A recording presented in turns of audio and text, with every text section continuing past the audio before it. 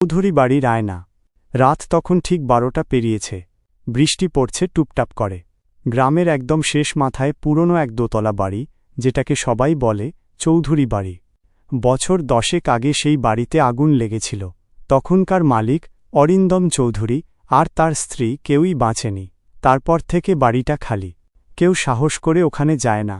তবে আজ এক কলেজের 3 বন্ধু, রাহুল, অনিক আর তুহিন, কৌতূহল নিয়ে ঢুকে পড়ল ওই বাড়িতে।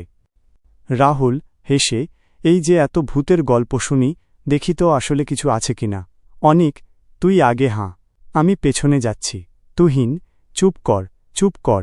শোন, কারো যেন পায়ের শব্দ হচ্ছে উপরে। তারা টর্চ জেলে ওপরে উঠল। সিঁড়িগুলো কেঁপে উঠছে, কাঠের গন্ধে ভরে গেছে চারপাশ।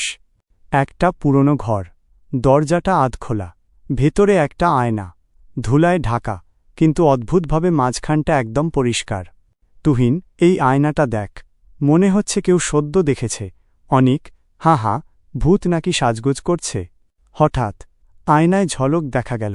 3 জন নয়, 4 জনের প্রতিবিম্ব। চতুর্থজন এক মহিলা, মুখে পোড়ার দাগ আর চোখ দুটো রক্তলাল। রাহুল চিৎকার করে উঠল, কে আছে ওখানে? দরজা বন্ধ হয়ে গেল জোরে ধাক্কা। টর্চ নিভে গেল। অন্ধকার।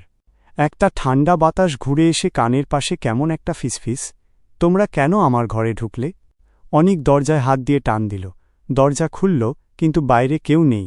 তুহিন পেছনে তাকাল, রাহুল নেই। আয়নায় দেখা যাচ্ছে এখন শুধু অনিক আর তুহিন, আর মাঝখানে রাহুলের মুখ হাসছে, কিন্তু আসলে সে তো পেছনে নেই। পরদিন সকালে গ্রামবাসী দেখে চৌধুরী বাড়ির জানালায় 3 জনের ছায়া নড়ছে। কেউ বলে তারা এখনও বেরোতে পারেনি, কারণ কেউ একবার চৌধুরী বাড়ির আয়না তাকালে ওই বাড়িই হয়ে যায় তার শেষ প্রতিচ্ছবি।